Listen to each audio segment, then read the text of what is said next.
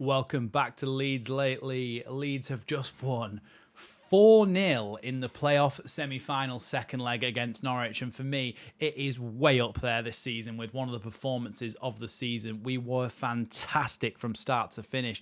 Credit to every single player and to Daniel Farke for what he did in this game, because he set us up to win this game. And boy, did we do it. I had questions when we looked at the lineup. I had questions. I said, "Oh, he's reverted to type again. He's gone back to the system that we have been doing." And I thought in the away leg, I thought that Leeds, of course, seemed like they had a bit more of a grip on the midfield. But when it then came to it in the sort of in the midfield in the second game, what I thought was that the reason that we were so dominant throughout the midfield and throughout the game, a lot of it was Ashley Barnes actually being brought in was a massive kind of a dampener on their performance, because I thought what Borja Sainz did in the first game, and actually when he came on in the second game, obviously wasn't able enough to affect the game because they were already like 3 or 4-0 down when it happened when he came on. But in the first game, he was coming into the midfield, almost picking the ball up in a holding midfield position at times. He was dribbling, he was dragging Norwich up the pitch, he was forcing them to go forward. And I think what happened is they put a much less mobile player in Ashley Barnes, almost in the midfield, and he just wasn't able to do anything other than dive and cheat and push players around and attempting to get them booked and get them red cards or whatever. So I'm glad that he got his comeuppance. But let's talk about the positive things. Look, Norwich were terrible, but Leeds were absolutely brilliant from start to finish. Joel Peru, especially in the first half, his best performance for Leeds by a mile. The way he was picking up the ball, driving forward with it, dribbling, going out to the wing each side, whipping the ball into the box from crosses, getting himself on the end of things. Brilliant from him. I want to see more of that, because that's what you have with Bamford, going and dragging players around, occupying defenders. It allowed Peru to stay on the two defenders and allow Jorginho to have that space in between the defenders and the attack so that he could work his magic. And I think Jorginho had a really good game today. Let's talk about some of the goals, though. So the first one came, what was it, 7 minutes in, I think it was. And Ilya Gruev, what a clever finish and what a time to get your first goal for Leeds United. What a goal that was. So he looks and goes, and I've watched his post-match interview. This is why this video is slightly later than it usually is for those of you watching it when it first comes out. I watched the interviews at the end, and he did mention how he looked, and they've looked at it, and that Angus Gunn likes to gamble sometimes and likes to try and anticipate where the ball's going to go.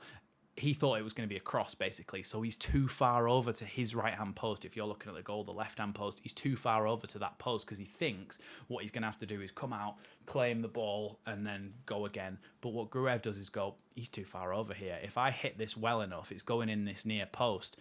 And he did. I was speculating at the time when he was going like this. He's turned around and going like this to the coach. What he was asking is it better to do an in-swinger or an out-swinger? It was only when he turned back round again that he saw that there was so much space at the near post and went, do you know what? I'll go for it. What a time to get your first goal for Leeds United. And he bent it in the corner. Fantastic finish. And then the second goal, I was like, the ball went through to Nonto, and I thought, oh, play it inside quickly to Jorginho. But Piru was over the opposite side, and Nonto just pulls out an absolute worldy pass. He just curls it over perfectly in that corridor of uncertainty, which, you know, if you know on this channel, I said it on this live stream that people should do a bingo card for me saying that. But it was perfectly in between the goalkeeper and the defenders, and the goalkeeper didn't know whether to come or go. So in the end, he started sort of drifting across, not knowing where to go. Duffy didn't know whether to go to the ball or go and defend the line. He ended up going and defending the line, which allowed Joel Peru to have a free header to head it under the goalkeeper and into the back of the net. Joel Peru, by the way, he could have had a hat-trick, 4 goals to himself. He should have bagged some more chances than he did, but it doesn't matter because we won 4-0, but he needs to be a bit more clinical if he's going to start in the playoff final. Then I kind of lose track. 1 second now, I'm actually going to have to Google Leeds United and see who scored the goals, and hopefully it'll remind me who scored the goal. Oh, yeah, Jorginho Rute. So the other one, it was in the box, and the ball was bouncing across, and Somerville tried, it was a cutback, I think, from Firpo originally. Somerville tried to poke it across, but Duffy actually did it for him and just passed it straight to Jorginho, who just smashed it in off the underside of the bar. I thought he'd missed, but it just went boom, boom, boom, one of those pinball shots off the underside of the bar, and that made it 3-0. And from that point, there was no coming back for Norwich. And they tried to make substitutions, made all of their substitutions, didn't really have any effect on the game. Leeds, of course, just dominated throughout the rest of it. And then, of course, Somerville got himself a goal late on as well, just to add insult to injury for Norwich, just as Firpo played it across in front of him.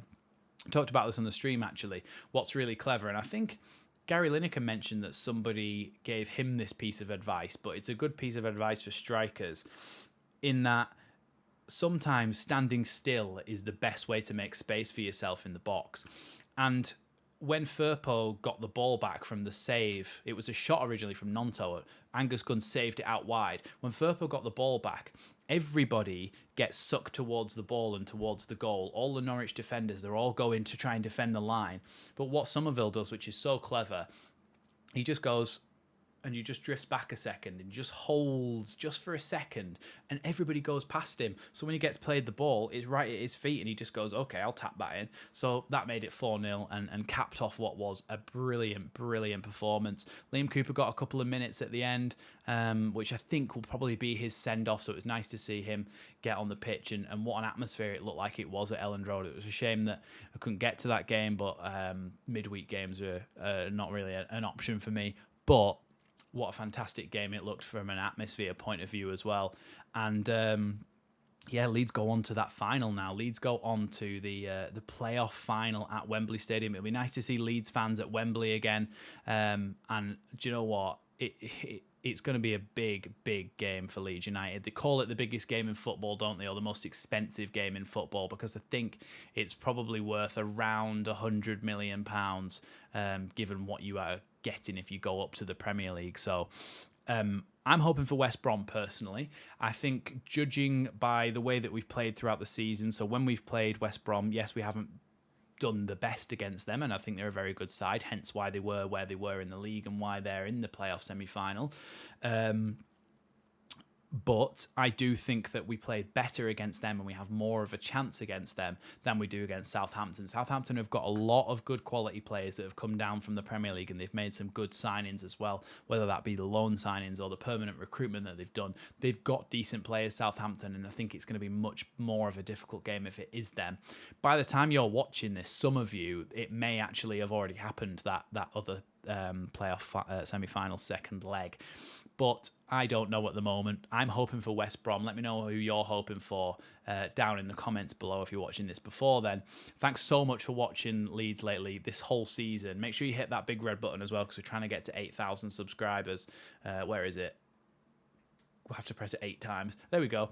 I'm hoping to get to 8,000 subscribers. But yeah, thanks for watching Leeds Lately this season. One more big game to go. There's potentially, if I get time, I'm very busy at the moment, but if I get time, I might do a preview of the playoff final, a tactical preview based on whoever goes through that other leg.